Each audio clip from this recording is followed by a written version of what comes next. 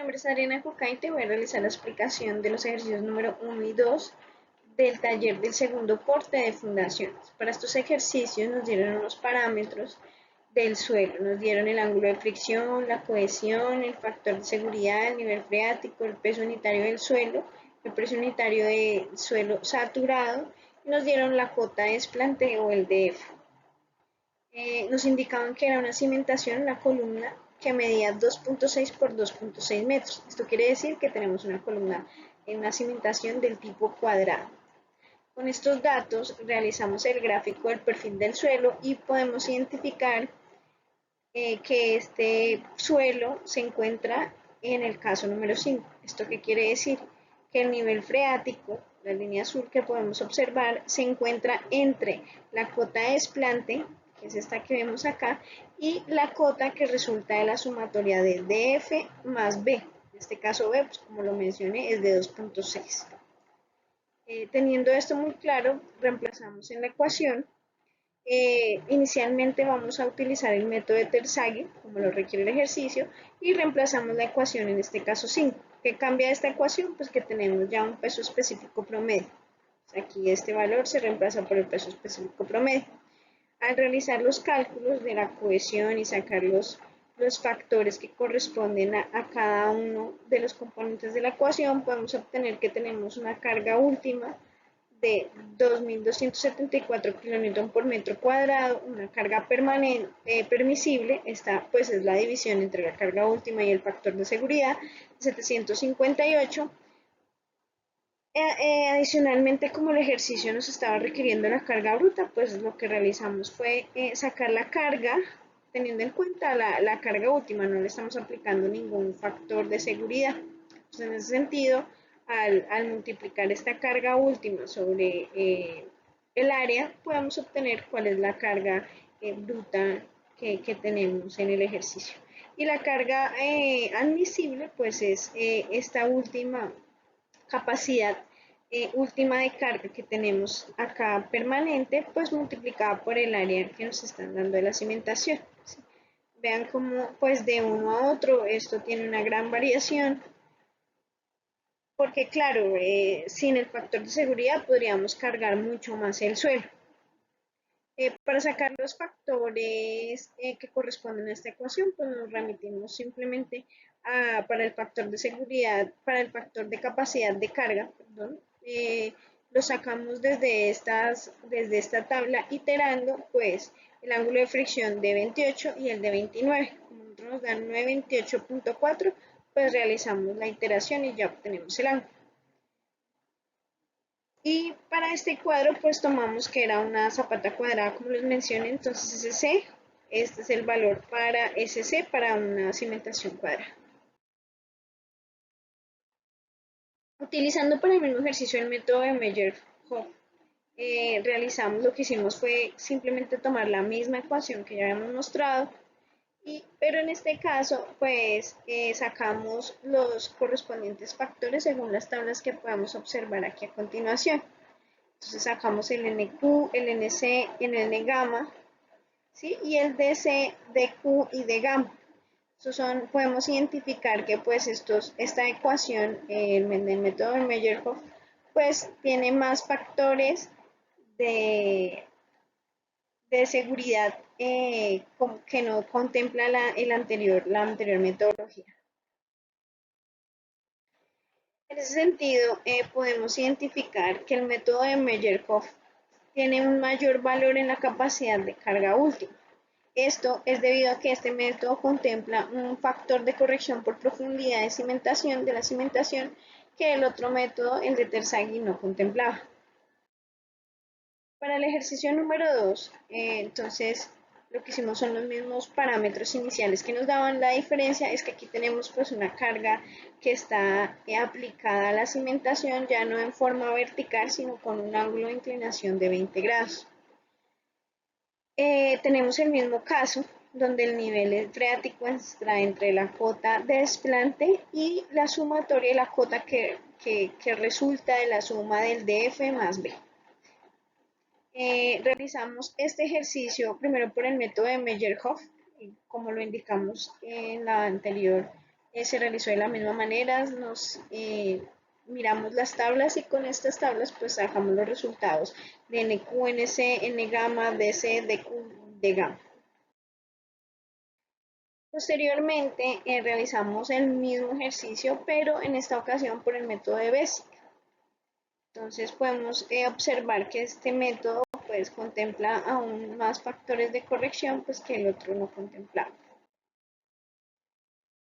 Nos remitimos de igual manera a las tablas y sacamos el factor de corrección, sacamos los factores de corrección de este método. Aquí pues este método ya tiene variables como el valor de la carga vertical, el valor de la carga horizontal. Y aquí ya obtuvimos los... Mi nombre es Juan Sebastián García Meneses. A continuación voy a hablar sobre la cimentación corrida en un suelo estratificado de dos estratos.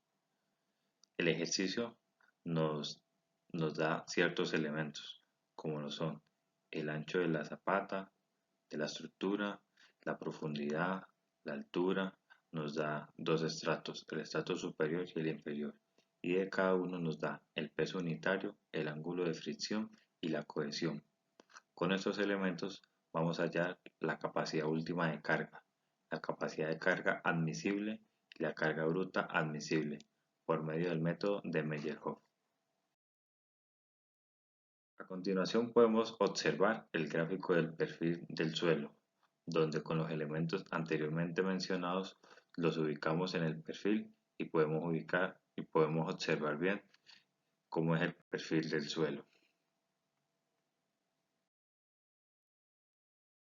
Para hallar la carga última se realiza por medio de unas tablas. Aquí a continuación, hacia el lado izquierdo, podemos ver las ecuaciones de los factores de capacidad de carga. En este caso vamos a utilizar la de Meyerhof. Y también los valores de los factores de capacidad de carga, que en este caso, como el estrato superior, el ángulo de fricción es de 33, podemos observar en la pantalla que cuando el ángulo de fricción es 33, podemos mirar los elementos como lo son el NC, el NY y el NQ. La misma hacemos para el estrato inferior, ya que el ángulo de fricción es 0, entonces el NC, el NY y el NQ utilizamos ciertos valores según esta tabla. Siguiendo, determinamos el Q1 y el Q2 con los elementos anteriormente mencionados.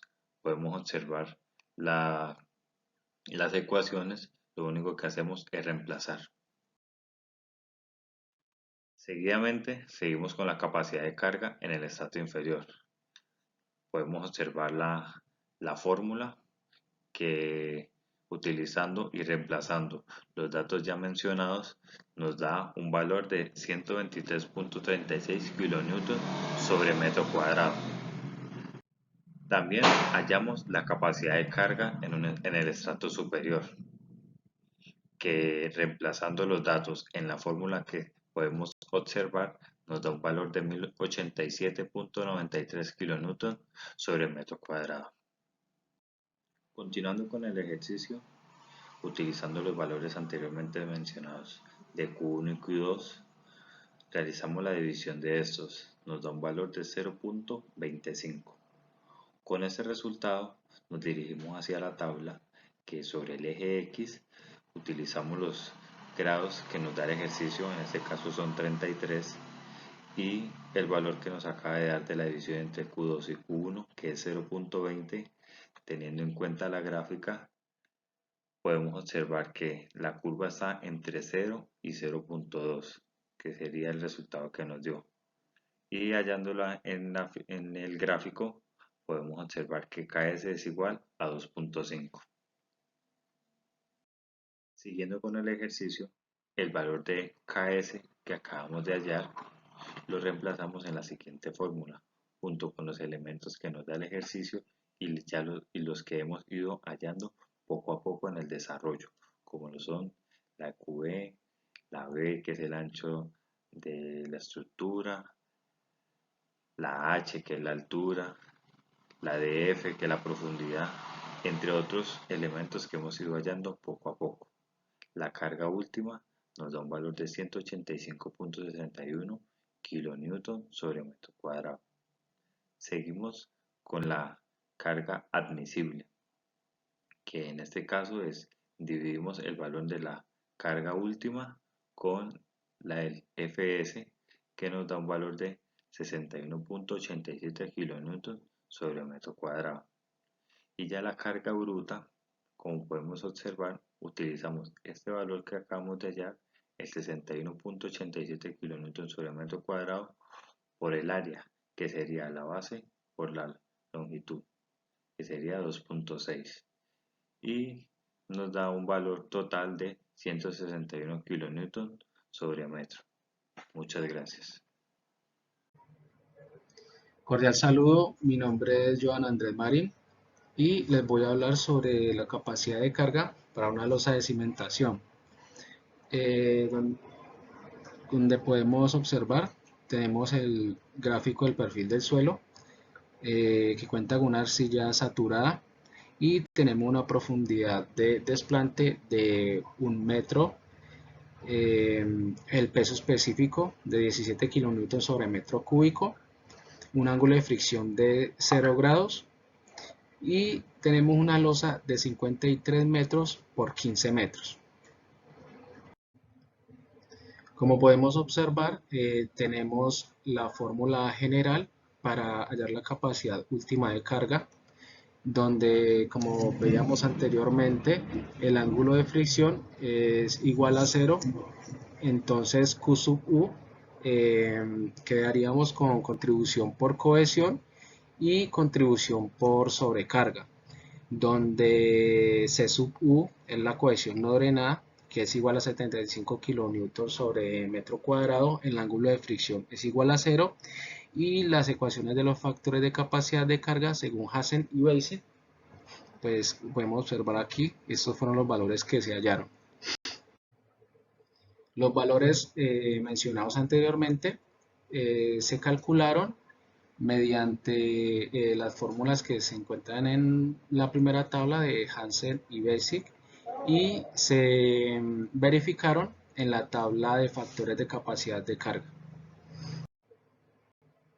Los factores de forma y de profundidad los hallamos con las siguientes fórmulas que se encuentran en el cuadro que estamos viendo en este momento. Cabe resaltar que el factor de inclinación no aplica para este caso. Bueno, se realizan los cálculos para hallar el factor de forma, factor de profundidad, y cabe resaltar que para el peso específico se le descuenta el agua, ya que pues el material estaba saturado, y obtenemos un valor de 7 kN sobre metro cúbico. Luego reemplazamos y hallamos la capacidad última de carga, obteniendo un valor de 426,66 kN sobre metro cuadrado. Ahora hallamos la capacidad de carga última neta, obteniendo un valor de 419,66 kN sobre metro cuadrado. Este valor lo vamos a utilizar para hallar la capacidad de carga admisible, teniendo en cuenta que el factor de seguridad mínimo para un suelo arcilloso es de 3, y pues con estos valores obtenemos la capacidad de carga admisible de 139,89 kN sobre metro cuadrado. La carga bruta última es igual a la capacidad bruta por el área, obteniendo un valor de 339.195 kN. Luego, la carga admisible es igual a la capacidad neta por el área, obteniendo un valor de 111.212 kN. Con los resultados obtenidos podemos concluir Para la capacidad última de carga de las losas de cimentación en arcillas saturadas con ángulo de fricción, no se tiene en cuenta las ecuaciones de contribución por fricción del suelo de cimentación o fundación. Para determinar los factores de capacidad de carga se trabajó con las ecuaciones de Hassen y Bessig. La losa tiene una capacidad de carga bruta admisible de 111.212 kN, una capacidad de carga bruta de 339.195 kN. Con esta carga estaría llegando a la capacidad máxima de soporte. Si se supera la resistencia, puede fallar. Muchas gracias por su atención. Mi nombre es Juan Sebastián García Meneses. La cimentación compensada se refiere a un tipo de cimentación utilizada en la construcción que se adapta a condiciones del suelo desiguales o inestables. En lugar de una cimentación uniforme como una losa de concreto continua, una cimentación compensada utiliza elementos de soporte que varían en tamaño y diseño para equilibrar las cargas y distribuir el peso de manera más efectiva.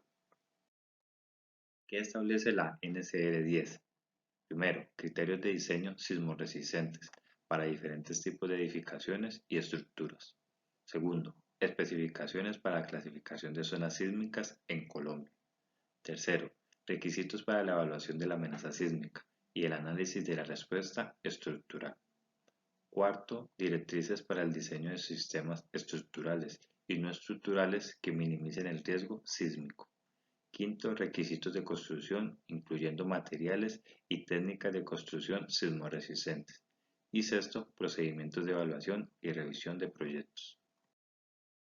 ¿En qué casos se requiere la cimentación compensa?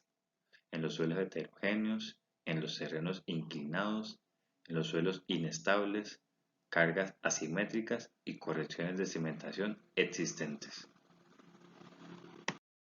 Ejemplo de un procedimiento de cálculo para determinar la profundidad de fundación para una cimentación compensada. El primer paso del estudio geotécnico. Se realiza un estudio geotécnico del sitio para obtener información sobre la composición del suelo y sus propiedades, como la capacidad de carga y la comprensibilidad en diferentes estratos. El segundo paso es la clasificación de suelos. Clasificación de los suelos en diferentes estratos, identificando su tipo, ya sea arcilla, arena, roca, entre otros, y sus características geotécnicas. El tercer paso son las cargas de diseño.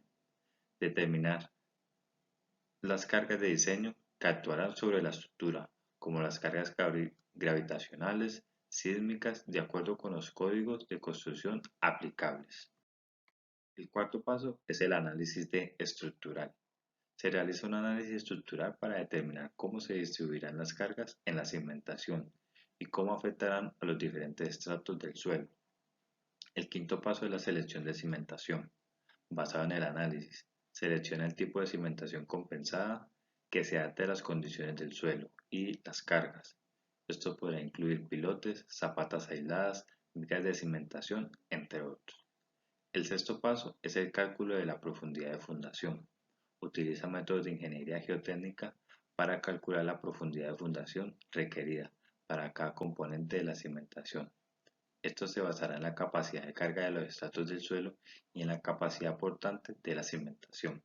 Ya por último, la verificación del diseño. Verifica que la profundidad de fundación calculada sea suficiente para garantizar la estabilidad de la estructura.